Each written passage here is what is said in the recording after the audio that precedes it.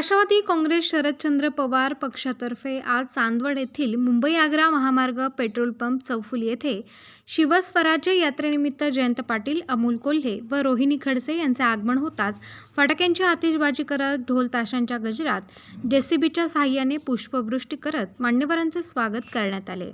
चांदवड येथील रेणुका लॉन्स येथे राष्ट्रवादी काँग्रेस शरदचंद्र पवार पक्षाच्या वतीने शिवस्वराज्य यात्रेनिमित्त शेतकरी मेळाव्याचे आयोजन करण्यात आले होते। यावेळी डॉक्टर सयाजी गायकवाड यांनी आलेल्या मान्यवरांचे शाल व पुष्पगुच्छ देऊन स्वागत केले। आगामी विधानसभेच्या निवडणुकीत यावेळी चांदवड देवळा विधानसभेची जागा यावेळी राष्ट्रवादी काँग्रेस शरदचंद्र पवार पक्षाला सोडावी व डॉक्टर सयाजी गायकवाड यांना उमेदवारी द्यावी अशी एकमुखाने जमलेल्या कार्यकर्ते व पदाधिकाऱ्यांनी जयंत पाटील यांच्याकडे मागणी केली। एक वर्ष पाणी पुरवठ्याचा प्रश्न गंभीर आपण तोंड देतो। अलीकडच्या काळामध्ये आमच्या कोल्हे साहेबांनी दिल्लीत प्रश्न विचारला, नार पार योजनेबाबतीत केंद्रीय मंत्री जलसंपदा खात्याचे त्यांनी उत्तर दिलं की ते काही किफायतशीर प्रकल्प नाही। आता आपल्या भागात पाणी यायचं असेल तर पार नदीचं पाणी वळवून आपल्याकडे आणणं हा एकमेव पर्याय आहे आणि गोदावरी खोऱ्यात ते पाणी वळवण्यासाठी नदीजोड प्रकल्प राबवणं अत्यंत गरजेचं होतं। पण या सरकारला त्याचं भानच नाही आणि त्यामुळं आपण वेगळ्या पद्धतीनं अपेक्षा करतोय। हाय राईज कॅनलद्वारे चांदवड तालुक्याच्या शेवटच्या गावापर्यंत पाणी देण्याची योजना डीपीआर मध्ये घालणं आवश्यक होतं, पण या सरकारचं त्याकडे लक्ष नाही। आणि त्यानंतर आपल्या भागातल्या या पाण्याच्या योजनेच्या संदर्भात चांदवड तालुका पाणी प्रश्न संघर्ष समितीने आता निवेदन तयार केलेलं आहे आणि त्यांनी असं सांगितलेलं आहे की आता निविदा वर्तमानपत्रात जाहीर झालेले आहे।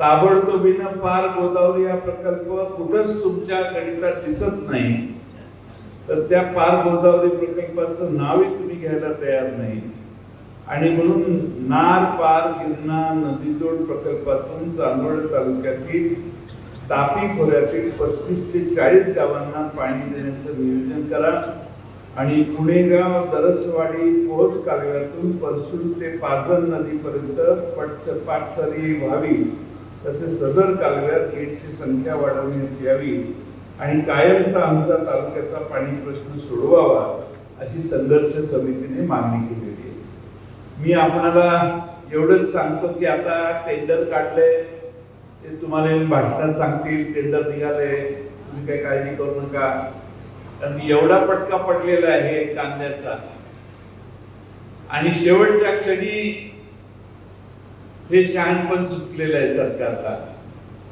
त्यामुळे घोषणा करून त्यांनी पुढचं पाऊल टाकलेलं। आपल्याला माझी विनंती आहे की जेव्हा जेव्हा चांदवड तालुक्यात सत्तेत असणारी लोक येतील त्यावेळी संघर्ष समितीने त्यांना निवेदन देऊन बघा काही दुरुस्त्या करतायत का करा। आता आपलं सरकार नाही, पण 2 महिन्यांचा काळ गेल्यावर महाराष्ट्रात तिघा चौघांची भाषणं तुम्ही ऐकलेली आहेत। मुद्दा कळलेला आहे की काय ही शिवस्वराज्य यात्रा आपल्या गावात आली। विधानसभेच्या निवडणुका 2 महिन्याने होणार आहेत। लोकसभेला बगरे सरांच्या सारखा उमेदवार आपण सहजासहजी जनतेनं निवडणूक हातात घेऊन निवडून दिला, म्हणजे या केंद्र सरकार आणि राज्य सरकारच्या विरोधी किती मोठा रोष सामान्य माणसांच्या मनात आहे हे या निमित्तानं तुम्ही पुन्हा एकदा सिद्ध केलं। लोकशाहीमध्ये सामान्य लोक शांत बसतात,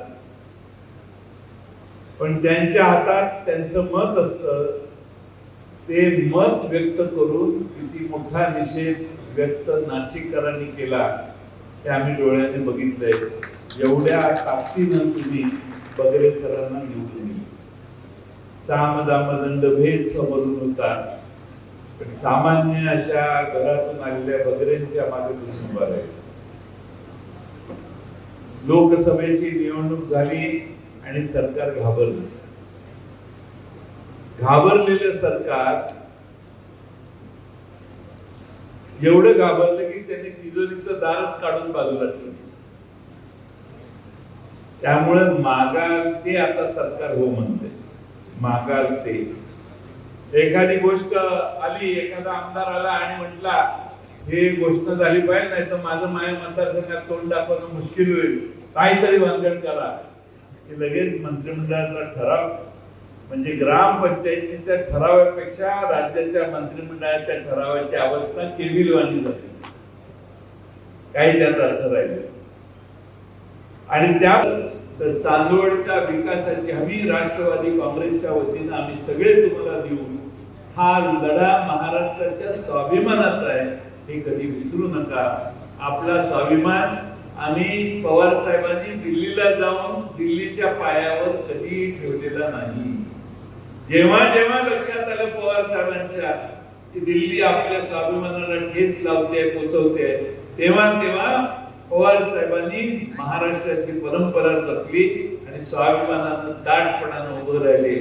आजही महाराष्ट्रात पवार साहेबांना झुकवण्यासाठी, पवार साहेब झुकत नाहीत म्हटल्यावर त्यांच्या पक्षात फितुरी करून त्यांचा पक्ष मोडून काढण्याचा प्रयत्न केला.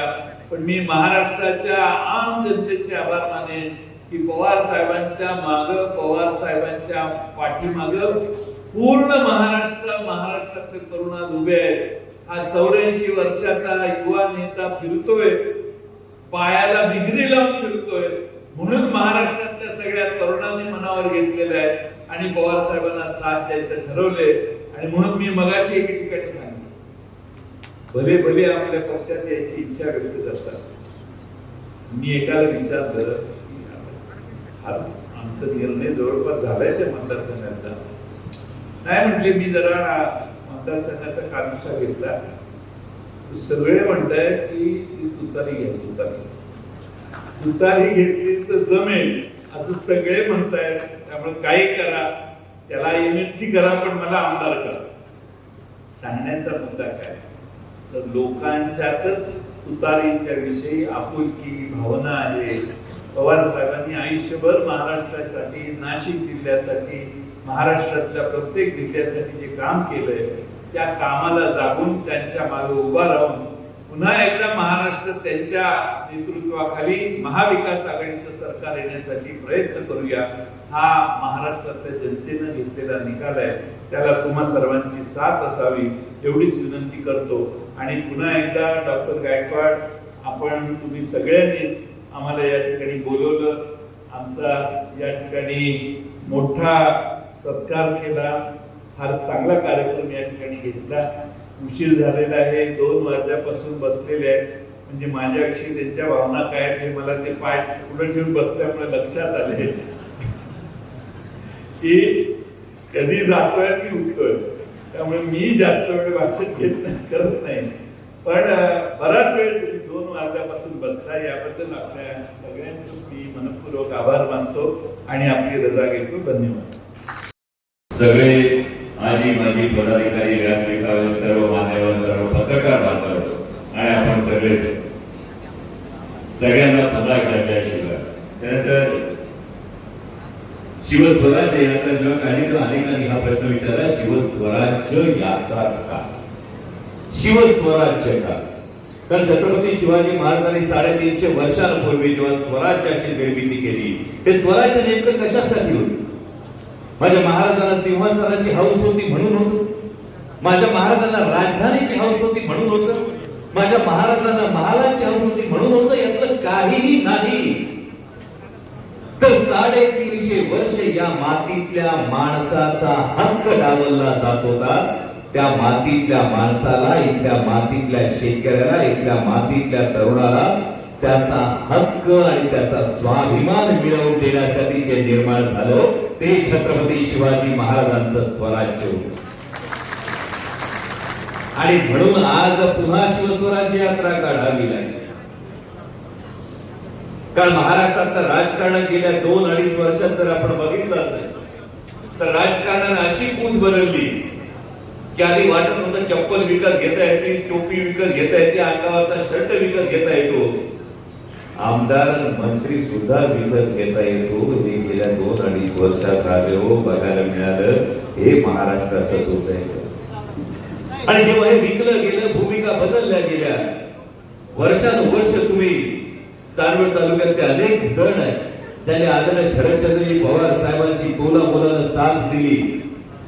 आपल्या विचारात कधी बदल झाला? आपल्या विचारात बदल झाला नाही. मात्र ज्यांच्या हातात राजकारणाची सूत्र होती त्यांच्या विचारात मात्र बदल झाला. याचं कारण होतं ice, income tax, CBI, ED असं लोक म्हणतात. याच्यामुळे बदल झाला. आणि हा बदल जो झाला त्यामुळे अडचण ही झाली की ज्या छत्रपती शिवाजी महाराजांनी आग्र्याच्या भेटीमध्ये दिल्लीपतीला डोळे दाखवण्याची हिंमत दाखवली होती, आज मात्र दिल्लीतून गुगू गुगू वाजलं का माना डोलवणाऱ्या नंदी बैलांच्या फौजा आमच्या विधान भवनात बसल्यात, आमच्या मंत्रिपदाच्या खुर्च्यांवर बसल्यात. याचं वाईट वाटतं. म्हणजे या पट्ट्यात जेव्हा आपण कांद्याचा विचार करतो, तुम्हाला सगळ्यांनी भूमिका बदलल्या तेव्हा सांगितलं की कांद्याच्या प्रश्न म्हणजे विकासासाठी भूमिका बदलली गेली.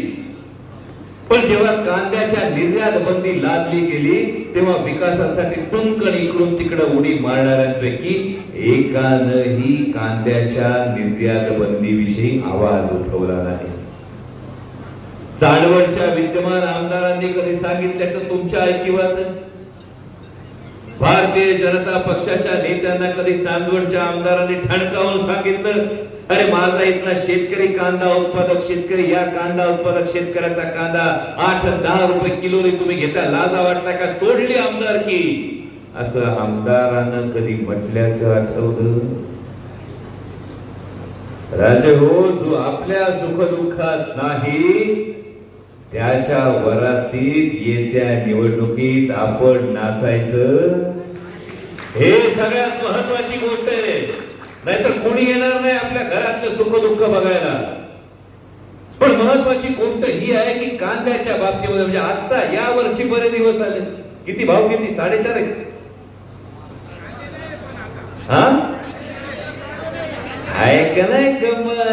आहे का नाही गॅरंटी? ना खाऊंगा ना खाने दूंगा, आले अच्छे दिन तुमचे.